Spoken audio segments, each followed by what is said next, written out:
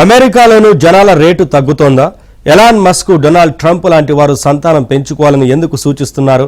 12 మంది పిల్లలున్న మస్క్ ఇంకా కావాలనుకుంటున్నారా? ట్రంప్ మూడో భార్య మెలానియాతో మరో సంతానాన్ని ఎందుకు కోరుకున్నారు? జపాన్ లాగే సౌత్ కొరియా పరిస్థితి మారిందా? కొన్నాళ్ల తర్వాత జపాన్, కొరియా సరసన అమెరికా చేరిపోతుందా? రేటు 1% కన్నా తక్కువ తగ్గుతోందా?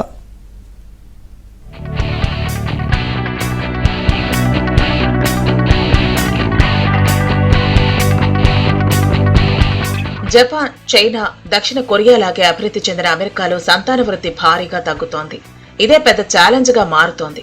అమెరికాలో జనాభా 34 కోట్లకు చేరింది. సరే, 2080 నాటికి తప్ప 37 కోట్లు కాదంటున్నారు విశ్లేషకులు. అమెరికా జనాభా వృద్ధి శాతం 1.0 మాత్రమే. దీనికి కారణం వలసలే ఎక్కువ.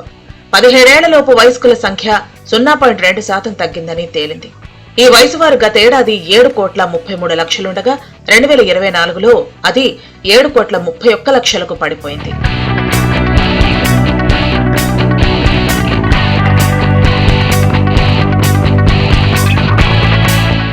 అమెరికాకు వలసలు ఆగిపోతే జనసంఖ్య తగ్గిపోతుంది.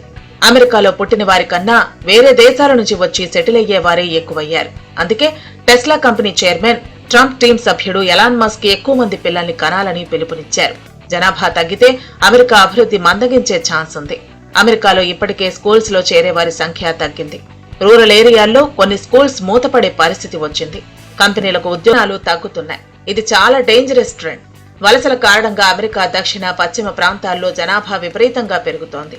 టెక్సాస్, ఫ్లోరిడా రాష్ట్రాల్లో జనాభా పెరుగుతోంది. కాలిఫోర్నియా, న్యూయార్క్ లో తగ్గుతోంది. ఇక్కడ లివింగ్ కాస్ట్ ఎక్కువగా ఉంది. అమెరికాలో యూత్ పాపులేషన్ 0.2% తగ్గడంతో దేశంలో ఆందోళన వ్యక్తమవుతోంది.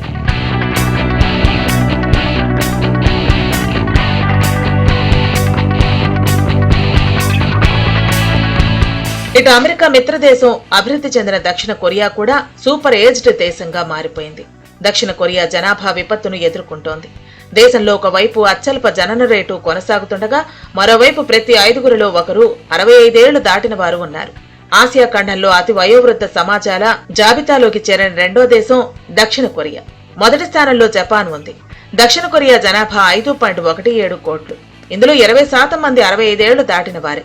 జనాభాలో 7% కన్నా ఎక్కువ మంది 65 ఏళ్లు దాటిన వారు ఉన్న దేశాన్ని ఐక్యరాజ్య సమితి ఏజింగ్ సొసైటీగా గుర్తిస్తుంది. ఈ వయోవర్గానికి చెందిన వారు జనాభాలో 14% మించితే అలాంటి దేశాలను సూపర్ ఏజ్డ్ సొసైటీగా గుర్తిస్తారు. ఎలాన్ మస్క్ ఈ మధ్య మాట్లాడుతా అమెరికాలో జనాభా వేగంగా పడిపోతుంది.